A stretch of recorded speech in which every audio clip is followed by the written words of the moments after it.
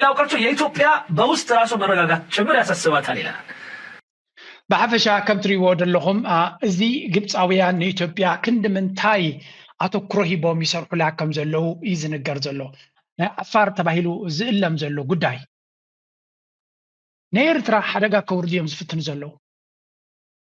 ብግምጣሉ ንሕና we have to really create an opportunity ነዚ ኩነታት እዚ ንየስ ወታደራዊ ቅልፅፍ ናይ ኤርትራ ኣይኮነን ናይ ዓፋር ዕጡቕ ጉጅለ መፅኡ ናይ ኤርትራ በድሂው ገለመላ ኣይኮነስ ኢትዮጵያ ኣብይ ኣሕመድ ብዓብዩ ከምዘይከላ ናይ ኤርትራ ይፈልጥ እዩ። እቶም ክቕየር ኣይደልን ትብሉ ድማ በሉ ፅሒፍኩም ወላ ሓንቲ ሽርክነት ኣይትግበሩ ከም ዘለዎ ይሕሸና ትብሉ ከዓ ርእይቶኹም ናትኩም እዩ። በቃ ከምኡ ክኸውን ዝኽእል ደንበኛ ንጉስ ነው እና ኢትዮጵያ ላይ የምናየው ዲፕሎማሲ ከለመድነው እንደ ኢትዮጵያውያንም በአጠቃላይ ከለመድነው የዲፕሎማሲ አሰራር ትንሽ ወጣ ያሉ ነገሮች ይታዩበታል። ስለዚህ ናይ ዓፋር ትባል ንሕጂ ናብ ኤርትራ ገጹ ዓሰብ ደገሎ ደይሉ ደበግሳ ዘሎ ኣብ ጅቡቲ ፍርቂ ናይቲ ሃገር ወይ እውን ከባቢ 40 ስለ ዝኾኑ ብቐሊሉ ነታ ሃገር ክትመቕላ ትኽእል ኣጀንዳ እያ። ኣብ ኤርትራ ክኾን ከሎ ዓፋር 2% እዩ። ምናልባት መሬት ኣብ ዓፋር ኢሎም ዝዛረብዎ ዘሎ ዓብ ክኸውን ይኽእል እዩ። ኣብ ኤርትራ ግን ህዝቢ 2% እዩ። ስለዚ 2% ን98% ተዋጊኡ ክስዕሮ ይክእል እዩ። It's just mathematically it's not possible. Your source for East Africa news. Today's story, Egypt just issued its most explicit threat yet over the Nile River. Foreign Minister Badr Abdelhadi declared that any new dams will face a firm and decisive response in accordance with international law. This isn't diplomatic language anymore. Issued what may be Cairo's most explicit warning yet regarding the Nile River dispute with Ethiopia, declaring that any consideration of new dams will be met with a firm and decisive response. ግብፂ ብተደጋጋሚ ንኢትዮጵያ ተጠንቅቕን ቀይሕ መስመር ይስገር ከም ዘሎ ትነግራላ። ኩሉ ስጉምቲ ንክትገብር ምክንያት ከም ዘለዋ ድማ ትነግራላ። እዚ ነፍሱ ዝኻለ ብዙሕ ኣዛራቢ ነጥብሎ ግብፂ ኣብዚ ሕጂ ዘሎ መድረክ سعوديان إماراتن دسحابولو زلو مغنيات أبي أحمد كان دي شفان ناتو إمارات مغانا فليت أمالو سلذي إمارات شفان تبولا إسرائيل وين شفان تبولا إسرائيل بيزل لا بخاله يؤيد مام السعوديات الجرافات على سلذي نزال جزء لا تفتير زلا بكو نممز مازا قلتف زخونه من قص قاسات كجبر خمس قولي زنجر زلو بعلم إثيوبيا أن تكون تات كزاربو خلو نسمع اسك ሳውዲን ጨምሮ ኤርትራም ጅቡቲም አለችበት ሶማሌን ከተዋት እና እነዚህ ሀገራት የተስማሙት የሆነና የጋርዮሽ የሆነ ቡድን ውስጥ ኢትዮጵያ እንድትገባ አልተፈቀደላትም በግብጽ ምክንያት እሷ ልትገባ ነበረ ግን ግብጽ እምቢ አለች ይላል በግልጽ ነው የሚነግሩት ليها عدة أهداف أولا ይህንን የምታደርግበት እንትን ብዙ ምክንያት አላት الاستقرار الإقليمي البعيد አንደኛ ራቅ ያለውን ከሷ አካባቢ እንዲረጋጋ ትፈልጋለች ሰይ ለማርቢስ ካናሉ ላይ የተከረከረችው መርከብ ከወጣች በኋላ ዝቷል ወጥቶ ሰኑዛ استقرار السعودية نفسها ስለዚህ የናይል ጥቁር አባይ እንዲሁም የቀይ ባህር ደግሞ ባበል ምንደባ አካባቢ መረጋጋት ግብጽን ያሳስባታል ሌላው ቀርቶ የኢትዮጵያ በውስጥ ራሱ መረጋጋት ጭምር ያሳስባታል ይላል ብሓፈሻ ከም ትሪእዎ ዘለኹም እዚ ግብፃውያን ንኢትዮጵያ ክንዲ ምንታይ ኣተኩሮ ሂቦም ይሰርሑላ ከም ዘለዉ እዩ ዝንገር ዘሎ ኢትዮጵያውያን ድማ ግብፂ ክንዲ ምንታይ ነዊሕ ርሕቀት ንዓታቶም ንምጭባጥ ክትከይድ ከም ትኽእል እዮም ዝዛረቡ ዘለዉ እዚ ኸ እንታይ እዩ ኣብቲ ናይ ቀይሕ ባሕሪ ፎረም ንክትኣቱ ብዙሕ ፅዒራያ ብዙሕ ለሚና ኢትዮጵያ እንኳላይ ምሳ ድማ እታ ኢማራት ማለት እዩ ንክልቲኦም ድማ ኣይተፈቐደሎምን ንኢማራት ስዑድያ ብሎክ ጌራታ ንኢትዮጵያ ድማ ግብፂ ብሎክ ጌራታ ስለዚ ኩሉ ግዜ ድማ ከምኡ ኣብዚ ናይ ጋልፍ ስቴትስ ጆይንት ፎርስ ኦፍ ጋልፍ ስቴትስ ዝበሃል እውን ዝኸልከለቶም ግብፂ እያ ነይራ ስለዚ ኢትዮጵያ ኩሉ ግዜ ኣብቲ ናይ ባሕሪ ክትመፅእ ትደሊ ግን ኩሉ ግዜ ብግብፂ ምስ ተፀፍዐት እያ ዘላ ካልእ እንታይ ዝብል ዘሎ ኢትዮጵያ ክሪቲሳይዝ ኢጅፕት as stuck in colonial era Egypt Egypt's neglect of Eritrea and harmful impact on Sudan ብሓፈሻ እሳቶም ታይም ዝብሉ ዘለዉ ግብፂ ንኤርትራ ትብድላላ ግብፂ ንኤርትራ ትጥቀመላላ ግብፂ ንኤርትራ ክትምዝምዝያ ትፍትን ገለ እዮም ዝብሉ ግርም that's not your concern ኤርትራ ብግብፂ ትምዝመስ ድያ ብስዑድያ ክትምዝመስ ትደሊ ድያ ንዓኻትኩም ዝምልከት ጉዳይ ኣይኮነን ንኤርትራውያን ዝምልከት እዩ ምክንያቱ ምስ ግብፃውያን ከምዚ ናትኩም ሽግር የብልናን ባሕርኹም ብሓይሊ ክንወስድ ኢና መሬትኩም ብሓይሊ ክንጎብጥ ኢና ዝብል ዲቤት የብልና ምስ ግብፂ ስለዚ ኤርትራ ነዚ ሕጂ ተፈጢሩ ዘሎ ሓጓፍ ነዚ ሕጂ ተፈጢሩ ዘሎ ኣብ መንጎ ግብፅን ኢትዮጵያን መመሊሱ ዝረስን ዘሎ ካብ ግዜ ናብ ግዜ ኤርትራ ኤክስፕሎይት ክትገብሮ ክትምዝምዞ ናብ ረብሓ ናታ ክትቅይሮ ናብ ተጨባጢ ዝኾነ ናይ ሴኩሪቲ ይኹን ናይ ቁጠባ መስመር ክትቅይሮ እቲ ዝበለፀን እዋኑን ሕጂ እዩ ንሕና ድማ ኩሉ ግዜ ነቲ ንሶም ዝብልዎ ዘለውን ኣብ ልዕልና ዘበግስዎ ዘሎ ንኣብነት እንታይ ክብለኩም ፀኒሐ እዚ ናይ ዓፋር ተባሂሉ ዝእለም ዘሎ ጉዳይ ንኤርትራ ሓደጋ ከውርድ እዮም ዝፍትኑ ዘለዉ ብግምጣሉ ንሕና we have to really create an opportunity ነዚ ኩነታት እዚ የስ ወታደራዊ ቅልፅፍ ናይ ኤርትራ ኣይኮነን ናይ ዓፋር ዕጡቕ ጉጅለ መፅኡ ናይ ኤርትራ በዲሁ ገለመላ ይኮነስ ኢትዮጵያ ኣብይ ኣሕመድ ብዓብዩ ከምዘይክእላ ናይ ኤርትራ ይፈልጥ እዩ but not today ሎሚ ኣይክእላን ክኸውን ይኽእል እዩ if we don't do ከምዚ ሕጂ ምቹእ ኣጋጣሚ ከሎ opportunity ዕድል ተፈጢሩ ከሎ ንሕና ነቲ ዕድል ተጠቒምና ዝበለፀ ረብሓታት ከነዋድደሉ እንተዘይክኢልና ሓደ መዓልቲ እቲ ዕድላት ክሓልፍ ይኽእል እዩ ኩነታት ክቕየር ይኽእል እዩ ኢትዮጵያ ድማ ዝኣቢ ንፈልጦ እዩ ብመንገዲ እስራኤል ገይሩ ብመንገዲ ኢማራት ክልቲኦም ንግብፂ ኢዱ ክዓፅፍዎ ዝኽእሉ እዮም ስለዚ ንግብፂ ኢዱ ዓፂፎም እንታይ ማለት እዩ ኣብቲ ጉዳይ ናይ ባሕሪ ገለ ግበር ክብልዎ ይኽእሉ እዮም ብኻልእ ኣዘራርባ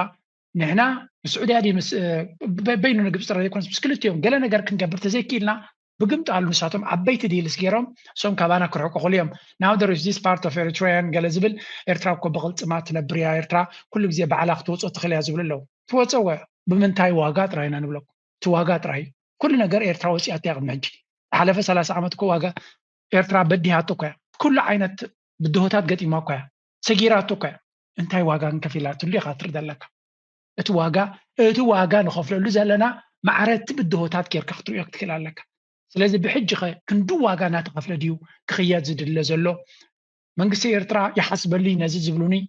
ኣብዚ ኮሜንት ናተይ ዝፅሕፉ ዋላ ብፕራይቬት ሰዱለይ ኣሎ ኣይሓስበሉን የደይለኩም እየ መንግስቲ ኤርትራ እንታይ ይገብር ኣሎ ንዑ ዝምልከት ኮይኑ ንሕና ኤርትራውያን ከንታይ ንሓስብ እዩ do you use your mind መንግስቲ ኤርትራ ፖሊስ ቀይር ወይ እውን ፖሊስ ፅሒፍና ንበይ ኣለና ከመይ ኤርትራውያን ግን ድሌታትና ንገልፅ ኣለና ህዝቢ ድሌቱ እዩ ዝገልፅ መንግስቲ ድማ ደዋፂ ኩነታት ርዩ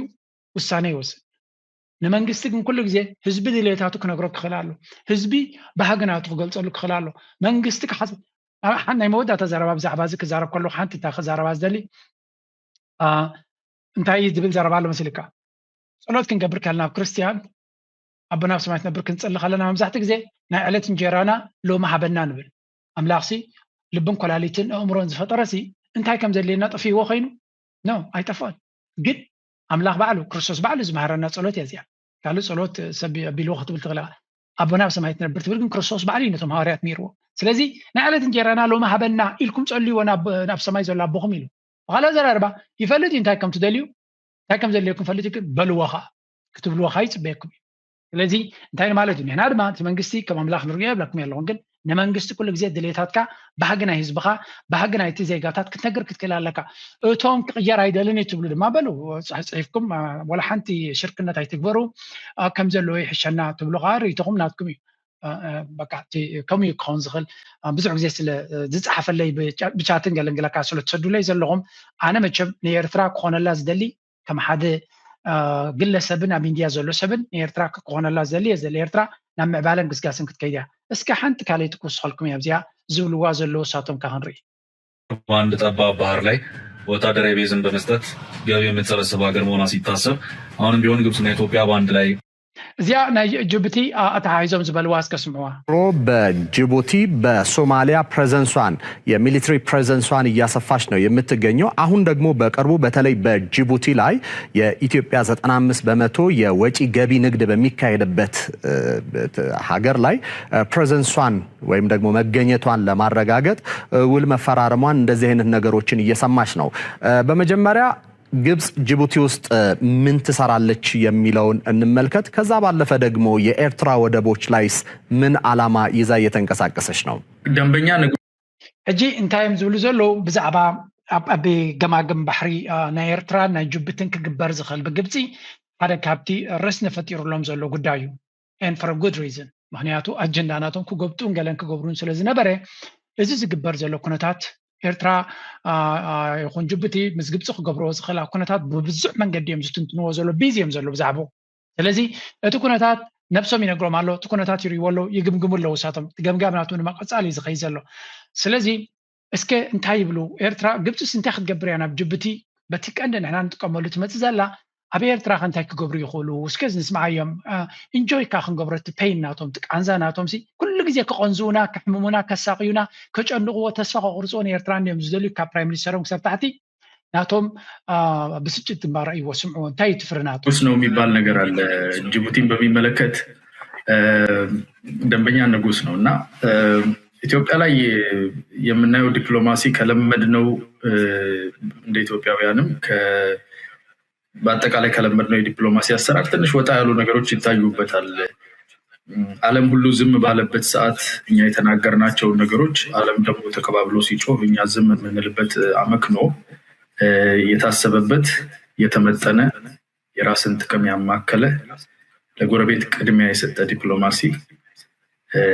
እና ደግሞ በማንም ላይ ተለጣፊም ተላላኪም ያልሆነ የራስን ፍላጎትና ሀገራዊ ፍላጎት ናሽናል ኢንትረስትን